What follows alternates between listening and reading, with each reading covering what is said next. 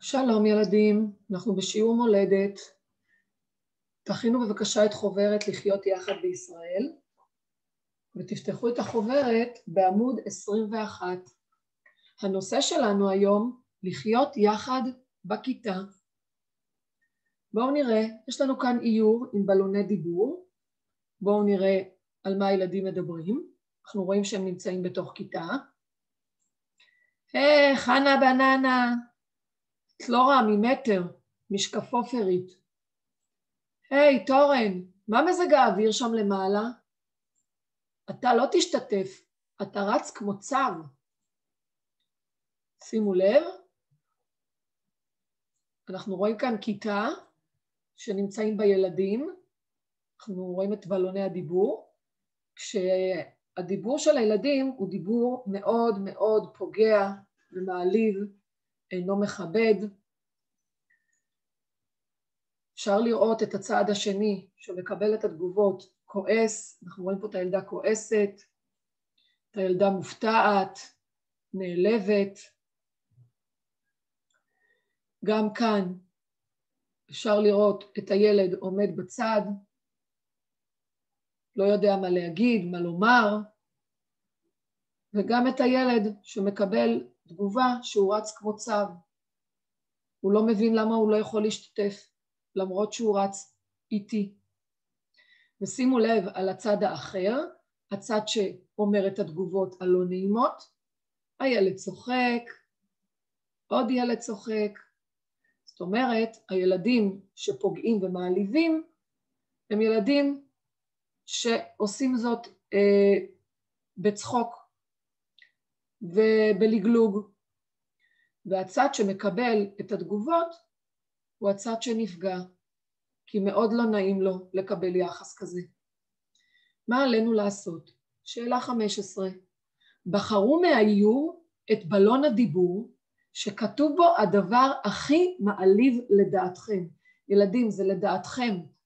כל אחד יכול לבחור מה שנראה לו, מה שנכון לו. מה לדעתכם? בלון הדיבור הכי פוגע, הכי מעליב. אז יכול להיות שיהיה ילד שיגיד שזה הבלון דיבור שפוגע בו, או זה, או הבלון הזה, וכל תשובה היא נכונה לגביכם כמובן. איך לדעתכם החבר או החברה מרגישים כשאומרים להם דבר כזה? איך לדעתכם אותם ילדים שמקבלים את התגובות המעליבות מרגישים? בואו נראה, יש לנו כאן תשובות, מחסן, עלינו להקיף את התשובה האפשרית. הקיפו את האפשרות המתאימה. נעלבים, כיצד החברים מרגישים כשפוגעים בהם?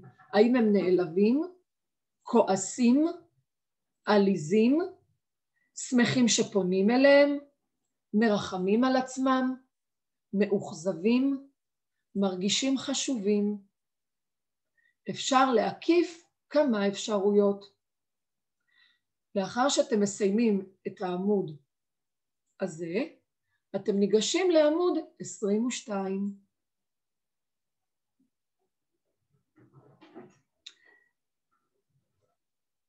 בואו נראה. כאן יש לנו את נילי. זוכרים את נילי מתחילת הספר? דיברנו עליה בתחילת השנה. ונילי יש לה בלון דיבור. בואו נראה מה היא רוצה להגיד לנו. הרבה ילדים נעלבו אתמול בהפסקה, וגם אני. היום דיברנו על זה בכיתה. המורה הביאה פתגם, וממנו למדנו שצריך להתייחס בכבוד לאנשים אחרים. הכנו כרזה יפה ותלינו בכיתה. אז הנה הכרזה והפתגם, יהי כבוד חברך חביב עליך כשלך. זה לקוח מתוך פרקי אבות ד' פסוק ט"ו. בואו נראה מה עלינו לעשות, אבל לפני כן, יהי זה יהיה, כבוד חברך, הכבוד של החבר שלך, חביב עליך כשלך. כלומר, עלינו לשאוף ולדאוג שהכבוד של החבר שלנו יהיה חביב, יהיה נכון, יהיה טוב, יהיה מקובל, כפי שאנחנו רוצים שיכבדו אותנו. שאלה 16. א', לפניכם 4 פתגמים שעוסקים ביחסים שבין אדם לחברו. השלימו אותם מתוך הרשימה שבצד.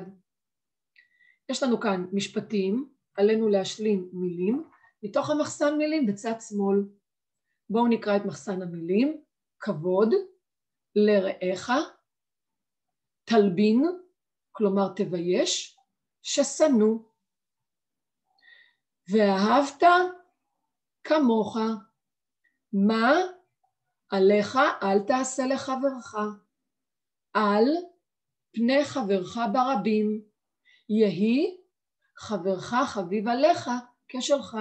כמובן אתם נעזרים במחסן מילים ואתם נעזרים בפתגם. לאחר שאתם מסיימים את המשימות, בבקשה לצלם ולשלוח לי. ילדים, את ב' וג' אתם צריכים להתחלק לקבוצות, זו עבודה שאמורה להיעשות בכיתה, אנחנו לא נתייחס לסעיף ב'. מה שכן, אני כן מבקשת לקחת דף לבן גדול ולכתוב עליו את הפתגם, וגם אתם תכינו כרזה. יהי כבוד חברך חביב עליך כשלך. תחשבו איך אתם רוצים למסגר אותה, באילו צבעים לכתוב את הפתגם, אולי להוסיף איזשהו איור קטן ולצלם לי. עבודה נעימה ילדים.